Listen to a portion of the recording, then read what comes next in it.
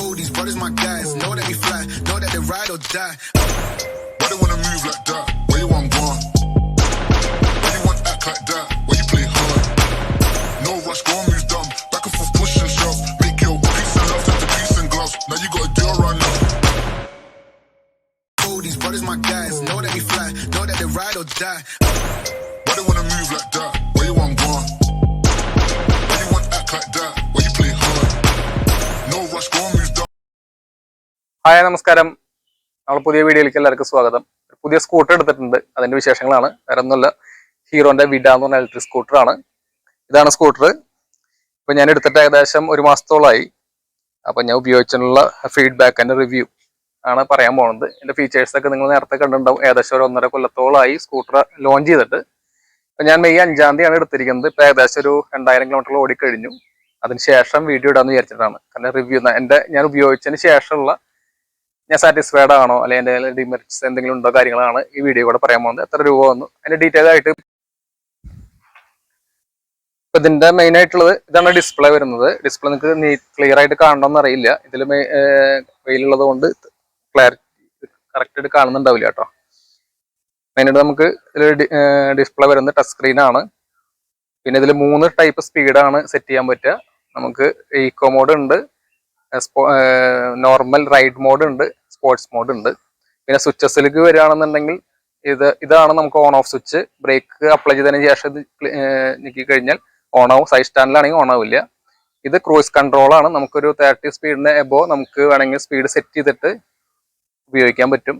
അതിന് ഓൺ ഓഫും ഇതും കൂടി ഒരുമിച്ച് സ്പീഡിൽ നമ്മളിപ്പോൾ എത്ര സ്പീഡാണോ വേണ്ടത് ആ സ്പീഡിൽ പോയതിന് ശേഷം ഓൺ ബട്ടണും ക്രൂസ് കൺട്രോൾ ഒരുമിച്ച് ക്ലിക്ക് ചെയ്ത് കഴിഞ്ഞാൽ പിന്നെ നമുക്ക് ത്രോട്ടിൽ കൊടുക്കണ്ട. ത്രോട്ടിൽ കൊടുക്കാതെ തന്നെ വണ്ടി പോകും.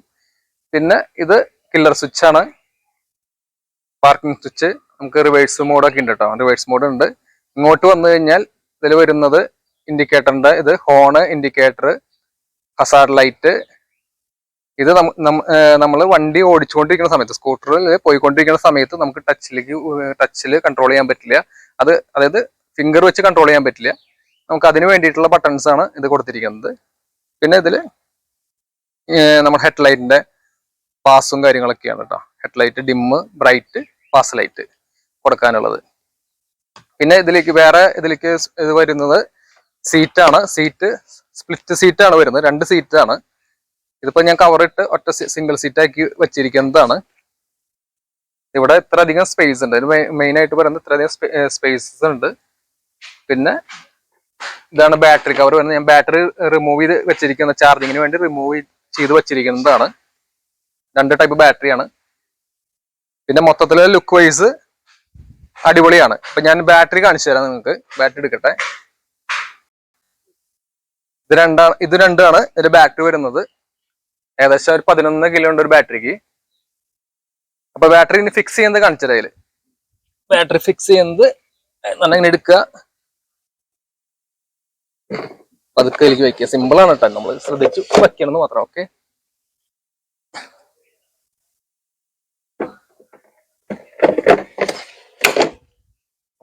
നടക്കുക. ലോക്ക് ചെയ്യാട്ടോ, ഞാൻ ലോക്ക് ചെയ്തിട്ടില്ല. ഇപ്പൊ ഇത്രയാണ് എന്റെ ബാറ്ററി. ഇത് ഒരു ചാർജിങ്ങില് നമ്മളൊരു ഒറ്റ വട്ടം ചാർജ് ചെയ്ത് കഴിഞ്ഞാൽ നമുക്ക് 110 കിലോമീറ്റർ ആണ് കിട്ടുക. Economical model, Eeco model. ഇല്ലാന്നുണ്ടെങ്കിൽ സ്പോർട്സ് മോഡ് അല്ലെങ്കിൽ റൈഡ് മോഡലൊക്കെ വരുമ്പോൾ അതിനനുസരിച്ച് ചെറുതായിട്ട് കുറയും. 10% അല്ലെങ്കിൽ ഒരു 15% ഡിഫറൻസ് കാണിക്കുന്നുണ്ട് ഞാൻ ഉപയോഗിച്ചതിന് ശേഷം മനസ്സിലാക്കിയത്. പിന്നെ ഇതിൽ 3 ടൈപ്പ് ചാർജിങ് ഓപ്ഷൻസ് ആണ് ഉള്ളത്. നമുക്ക് വേണമെന്നുണ്ടെങ്കിൽ ഇപ്പൊ ഞാൻ ഇപ്പൊ ചെയ്ത പോലെ തന്നെ റിമൂവ് ചെയ്ത് വീടിന്റെ അകത്തോ അല്ലെങ്കിൽ ഓഫീസിലോ പോയിട്ട് നമുക്ക് റീചാർജ് ചെയ്യാം. അതിന് വേറെ ചാർജിങ് യൂണിറ്റ് ഉണ്ട്. അതിന് അല്ലാതെ ഉണ്ടെന്നുണ്ടെങ്കിൽ നമുക്ക് ഇത് റിമൂവ് ചെയ്യാതെ നമുക്ക് അടുത്തൊരു ചാർജിങ് എന്ന് പറഞ്ഞു കഴിഞ്ഞാൽ ഇവിടെ ഒരു സോക്കറ്റ് ഉണ്ട്. ഇതിലേക്ക് കണക്ട് ചെയ്തതിന് ശേഷം നമുക്ക് ചാർജ് ചെയ്യാം. അപ്പൊ ഞാൻ സാധാരണ വീട്ടിലാണെന്നുണ്ടെങ്കിൽ റിമൂവ് ചെയ്ത് അകത്ത് കൊണ്ടുപോയിട്ടാണ് റീചാർജ് ചെയ്യാറുള്ളത്. വേറൊരു ഓപ്ഷൻ എന്ന് പറഞ്ഞു കഴിഞ്ഞാൽ നമുക്ക് ഫാസ്റ്റ് ചാർജിങ് ആണുള്ളത്. ഫാസ്റ്റ് ചാർജിങ്ങിന്റെ ഓപ്ഷൻ ഇതാണ്. ഇതിൽ നമുക്ക് ഏതറുമായി ഈ ഹീറോ എന്നുള്ള കമ്പനി ടൈപ്പ് ആയതുകൊണ്ട് തന്നെ അതിൽ ഷെയർ ഉണ്ട്. നമുക്ക് ഏതറിന്റെ എല്ലാ ചാർജിങ് സ്റ്റേഷനിലും ഏതറിന്റെ സോക്കറ്റ് വെച്ച് നമുക്ക് ചാർജ് ചെയ്യാം. ഇപ്പൊ ഇത് ഈ സ്കൂട്ടർ ഇതിന്റെ വിഡയുടെ ഏറ്റവും ഹയർ എൻഡ്, അതായത് വിപ്രോ സീരീസ് ആയതുകൊണ്ട് 5 ഇയറിലേക്ക് ഇതിന്റെ charging, fast charging absolute free ആണ്. അതുകൊണ്ട് തന്നെ ഇപ്പൊ ഞാൻ കൂടുതൽ എറണാകുളം യാത്ര ചെയ്യുന്ന ആളാണ്. അതുകൊണ്ട് തന്നെ എറണാകുളം യാത്രയിൽ എനിക്ക് തോന്നുന്നു 4-5 ചാർജിങ് സ്റ്റേഷൻസ് വരുന്നുണ്ട്. അതുകൊണ്ട് തന്നെ നമുക്ക് സുഖമായിട്ട് ചാർജ് ചെയ്ത് പോവാം. നോർമലി ഇപ്പോൾ നമ്മൾ ചാർജ് ചെയ്യുമ്പോൾ ഞാൻ നേരത്തെ പറഞ്ഞല്ലോ, ഫുൾ ചാർജ് ആകുമ്പോൾ 110 കിലോമീറ്റർ സ്പീഡാണ് കിട്ടുക എക്കണോമിക്കൽ മോഡല്. പക്ഷെ നമുക്ക് 45 കിലോമീറ്റർ സ്പീഡ് വരെ കിട്ടുള്ളൂ. അടുത്തത് വരുന്ന റൈഡ് എന്നുള്ള ഓപ്ഷനാണ്. റൈഡിൽ നമുക്ക് 60+ കിട്ടും. പിന്നെ ഹയർ സ്പീഡ് എന്ന് പറയുന്നത് 80 കിലോമീറ്റർ ആണ്. അത് സ്പോർട്സ് മോഡലാണ് കിട്ടുക. അതിൽ നമുക്ക് അധികം ഉപയോഗിക്കേണ്ടി വരില്ല. റൈഡ് മോഡ് ഉണ്ടെന്നുണ്ടെങ്കിൽ നമുക്കൊരു 95 കിലോമീറ്റർ ഒക്കെയാണ് സാധാരണ ഇപ്പൊ എനിക്ക് മൈലേജ് ആയിട്ട് കിട്ടുന്നത്. 90-95 ഇടയിലാണ് മൈലേജ് കിട്ടുന്നത്. അപ്പൊ ഞാൻ ഇവിടെ നിന്ന് പോവുകയാണെന്നുണ്ടെങ്കിൽ, എനിക്കിവിടെ എന്റെ സ്ഥലം കൊടകരയാണ്. കൊടകര ചാർജിങ് സ്റ്റേഷൻ ഉണ്ട്. പക്ഷെ ഞാൻ വീട്ടിൽ ചാർജ് ചെയ്തിട്ട് പോണ വഴിക്ക് പിന്നെ ചാർജ് ചെയ്യുന്നത് കളമശ്ശേരിക്ക് എത്തിയിട്ടാണ് സാധാരണ ഞാൻ ചാർജ് ചെയ്യാറുള്ളത്. ഇല്ലാന്നുണ്ടെങ്കിൽ പാലാരിവട്ടം അങ്ങനെ ഉണ്ട്. അപ്പൊ ഇതില് ഓണാക്കുന്ന രീതി ഞാൻ പറഞ്ഞുതരാം. കയറിയിരിക്കുക. സൈഡ് സ്റ്റാൻഡ് ഇട്ട് കഴിഞ്ഞു കഴിഞ്ഞാല് ഡിസ്പ്ലേ ഓൺ ആവും, പക്ഷെ മോട്ടോർ ഓൺ ആവില്ല. ഇതാണ് ഓണിന്റെ ബട്ടൺ വരുന്നത്.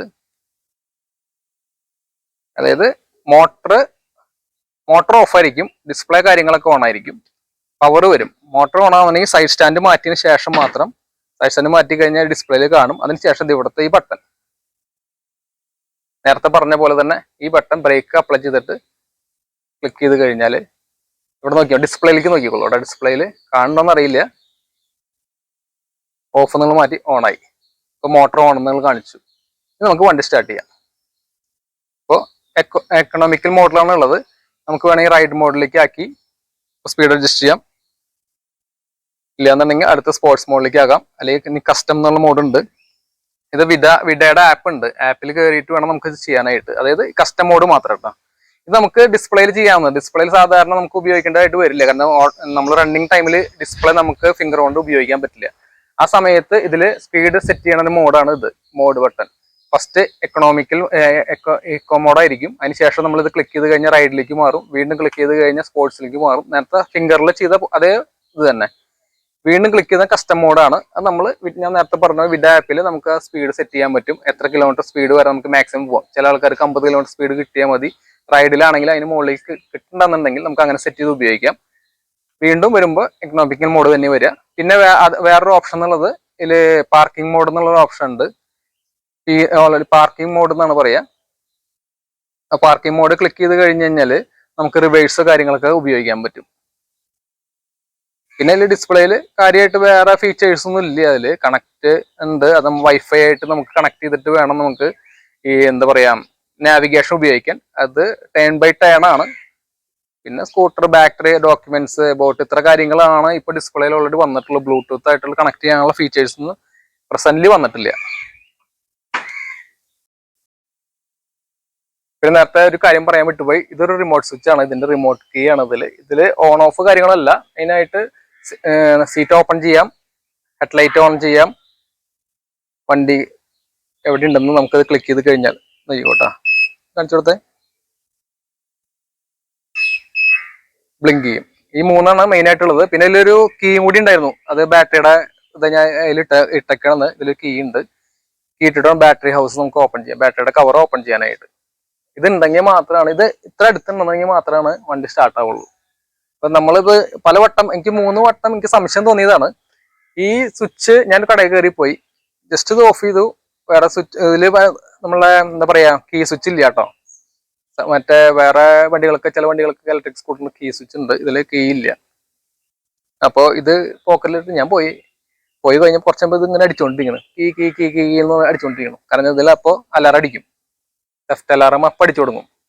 അപ്പൊ ഞാൻ ഞാൻ എല്ലാം കഴിഞ്ഞ് വന്നപ്പോൾ ഇത് അടിച്ചുകൊണ്ട് നിൽക്കുക. ഞാൻ അടുത്ത് വന്നു, ഓഫ് ചെയ്തപ്പോൾ ഓക്കെ ആയി. അതുപോലെ 2-3 വട്ടം ടൈം പറ്റി. ചില ആൾക്കാർക്ക് ചിലപ്പോൾ തോന്നുന്നുണ്ടാവും ഇതിങ്ങനെ ഓഫ് ചെയ്യാണ്ട് പോയി ചിലപ്പോൾ എടുത്തു കൊണ്ടുപോകാന്നുള്ളത്. അങ്ങനെ ഓപ്ഷൻ പറ്റില്ല. പിന്നെ ഇലക്ട്രിക് സ്കൂട്ടർ ആയതുകൊണ്ട് തന്നെ ഇതിനെക്കുറിച്ച് ചെറിയതായിട്ടൊരു അവയർനെസ് ഉണ്ടെങ്കിൽ മാത്രമാണ് അടിച്ചു മാറ്റാൻ പറ്റുള്ളൂ. പിന്നെ വീട്ടിലുണ്ടെങ്കിലും നമ്മൾ ബാറ്ററി ഉപയോഗിക്കേണ്ടത് പൊക്കി കൊണ്ടുപോകേണ്ടി വരും, ഉപയോഗമൊന്നും ഉണ്ടാവില്ല. അപ്പൊ ഇങ്ങനത്തെ ഒരു സ്വിച്ചും കൂടി ഉണ്ട് ഇതില്. നോർമൽ കീ കൂടി ഉണ്ടെന്നുണ്ടെങ്കിൽ ബെറ്റർ ആയിരുന്നു. പക്ഷെ ഇങ്ങനത്തെ ഇതിലില്ല, ചില സ്കൂട്ടറുകളുണ്ട്. അപ്പൊ ഇത് ഞാൻ നേരത്തെ പറയാൻ വിട്ടുപോയതാണ്. പിന്നെ ഇതിന് വേറൊരു അഡ്വാൻറ്റേജ് ഉള്ളതെന്ന് പറഞ്ഞാൽ ഇതിൽ സെന്റർ സ്റ്റാൻഡ് ഉണ്ട്. ഇപ്പൊ ഓല ഇലക്ട്രിക് സ്കൂട്ടറിന് സെന്റർ സ്റ്റാൻഡ് ഇല്ല. ഇതിന് സിമ്പിളായിട്ട് നമുക്ക് പൊക്കി വെക്കാം, സിമ്പിളായിട്ട് വെക്കാവുന്ന സെന്റർ സ്റ്റാൻഡ്. അതുകൊണ്ട് തന്നെ നമുക്ക് വാഷ് ചെയ്യാനും കാര്യങ്ങൾക്ക് എളുപ്പമാണ്.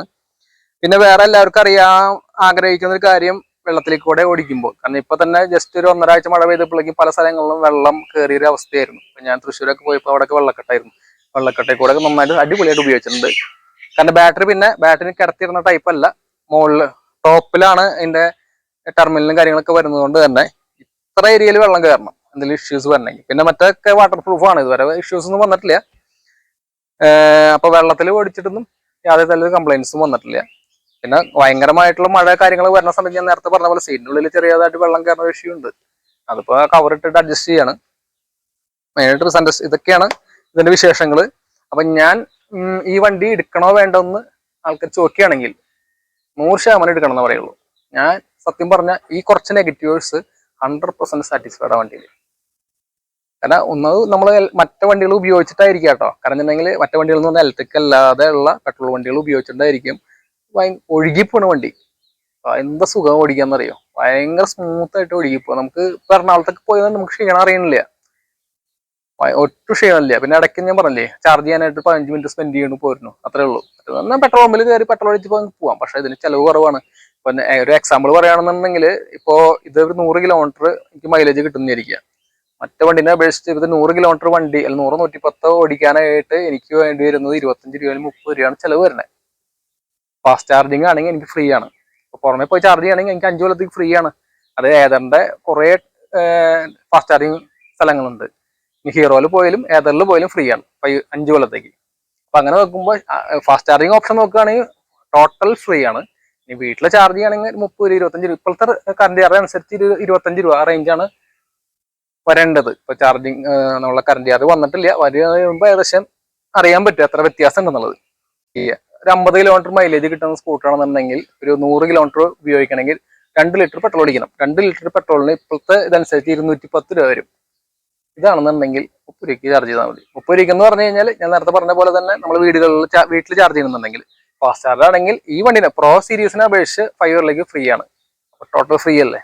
അതുകൊണ്ട് ഞാൻ ആ കാര്യത്തിൽ എല്ലാ കാര്യത്തിലും ഡ്രൈവിംഗ് കംഫർട്ട് ആണെങ്കിലും ചാർജിങ്ങിന്റെ കാര്യങ്ങളിലാണെങ്കിലും സാറ്റിസ്ഫൈഡ് ആണ്. ആകെ എനിക്ക് വണ്ടി എടുത്ത സമയത്ത് ഇതിലൊരു ലിംബ് ഹോം എന്ന് പറഞ്ഞൊരു ഓപ്ഷൻ ഇഷ്യൂ ഉണ്ടായിരുന്നു. അത് പിറ്റേ ദിവസം അവർ വന്ന് എടുത്തുകൊണ്ടായി റെഡിയാക്കി തന്നു. ഞാൻ എനിക്ക് തൃശ്ശൂർ പോകേണ്ട ആവശ്യം ഉണ്ടായിരുന്നു, ഞാൻ വേറെ വർക്കിൻ്റെ അതിൽ അവരവിടെ വന്നിട്ട് കളക്ട് ചെയ്തിട്ട് കൊണ്ടുപോയി റെഡിയാക്കി തന്നു. സർവീസിന്റെ കാര്യത്തിലൊക്കെ കല്യാണങ്ങളിൽ ഞാൻ സാറ്റിസ്ഫൈഡ് ആണ്. വേറെ പിന്നെ അവിടെ പ്രത്യേകം പറയേണ്ട ഒരു വ്യക്തി ഉണ്ട്, നമ്മുടെ സെയിൽസിലുള്ള ജോസഫ് എന്ന് പറഞ്ഞിട്ടൊരു പയ്യൻ. ആള് നമ്മൾ എപ്പോൾ വിളിച്ചു കഴിഞ്ഞാൽ ഇപ്പൊ രാത്രി ആണെങ്കിൽ പോലും, ഒരു വർഷം ഇതിന്റെ ഫാസ്റ്റ് ചാർജിങ് ലോക്കായി പോയി. എനിക്കറിയാം, മെയിനായിട്ട് ഞാൻ ആദ്യമായിട്ട് ഫാസ്റ്റ് ചാർജിങ് ഉപയോഗിക്കുന്നതാണ്, എനിക്ക് അതിനെ കുറിച്ച് ഡീറ്റെയിൽ അറിയില്ല. അതിന്റെ ആയിരിക്കാം ലോക്കായി പോയി. ആളെ വിളിച്ചു, അപ്പൊ ആള് പറഞ്ഞു ഇങ്ങനെ ചെയ്യുന്നൊക്കെ പറഞ്ഞു. അതിനുശേഷം അപ്പൊ ആളെ കൊണ്ട് ചെയ്യാൻ പറ്റാത്തതായിട്ട് ആള് പറഞ്ഞു നമുക്കൊരു കാര്യം, മറ്റേ നമ്പർ ഉണ്ട് ഹീറോന്റെ സർവീസ് ആപ്പിലേക്ക് വിളിക്കാന്ന് പറഞ്ഞു. അപ്പൊ എനിക്ക് മനസ്സിലായി സർവീസ് ആപ്പിൽ വിളിച്ചു കഴിഞ്ഞ് കഴിഞ്ഞാൽ അത്രയ്ക്ക് ഒരു പെട്ടെന്നുള്ള ഒരു ഇത് കിട്ടില്ല എന്നറിയാം. ഞാൻ ആലുവയിലുള്ള മെഗാ മോട്ടോഴ്സിൽ വിളിച്ച് അവിടുത്തെ ഒരു ടെക്നീഷ്യൻ ഉണ്ട്, ആളെ പേര് പെട്ടെന്ന് എനിക്ക് ഓർമ്മ വരില്ല. ആള് ഭയങ്കര ഇതാട്ടോ, പറഞ്ഞ് ഡീറ്റെയിൽ ആയിട്ട് പറഞ്ഞു പെട്ടെന്ന് ക്ലിയർ ആയത്. കാരണം എനിക്ക് അവരെ സംസാരം കേൾക്കുമ്പോൾ തന്നെ നമുക്ക് ഒരു 100% സാറ്റിസ്ഫൈഡ് ആണ്. കാരണം ജോസഫിനൊക്കെ ഏത് സമയം ഇപ്പൊ രാത്രി ഒരു 8 മണി സമയത്തൊക്കെ ഞാൻ വിളിച്ചിട്ടുണ്ട് ഓരോ ഡൗട്ടുകൾ ചോദിക്കാനായിട്ട്. ഞാൻ ജോലി കഴിഞ്ഞ് ഫ്രീ ആകുമ്പോൾ അപ്പോൾ ജസ്റ്റ് വാട്സപ്പിൽ മെസ്സേജ് ചെയ്യും.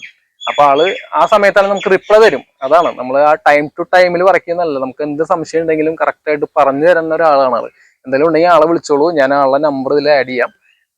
ആള് സെയിൽസിലാണ് വർക്ക് ചെയ്യുന്നത്, ഈ ഓൺലൈൻ സെയിൽസുമായി ബന്ധപ്പെട്ടാണ് വർക്ക് ചെയ്യുന്നത് കല്യാണില് തൃശ്ശൂര്. അപ്പൊ നമുക്ക് വീഡിയോ എല്ലാവർക്കും ഇഷ്ടപ്പെടുന്നു വിചാരിക്കണം. അടുത്തൊരു വീഡിയോ കൂടെ കാണാം. കാരണം എന്നുണ്ടെങ്കിൽ ഇങ്ങനെ വണ്ടി എടുത്ത് ഉപയോഗിച്ചതിന് ശേഷമാണല്ലോ അതിന്റെ റിവ്യൂ പ്രോപ്പറായിട്ട് ചെയ്യാൻ തരൂ. അല്ലെങ്കിൽ 1-2 ദിവസം ഉപയോഗിച്ച് കഴിഞ്ഞാൽ ഇതിന്റെ കറക്റ്റ് നമുക്ക് ഫീഡ്ബാക്ക് തരാൻ പറ്റില്ല. അതുകൊണ്ടാണ് 1 മന്ത് കഴിഞ്ഞിട്ട് ഒരു വീഡിയോ ഇടുന്നത്. അപ്പൊ അടുത്ത വീഡിയോയിൽ നമുക്ക് വീണ്ടും കാണാം. ബൈ.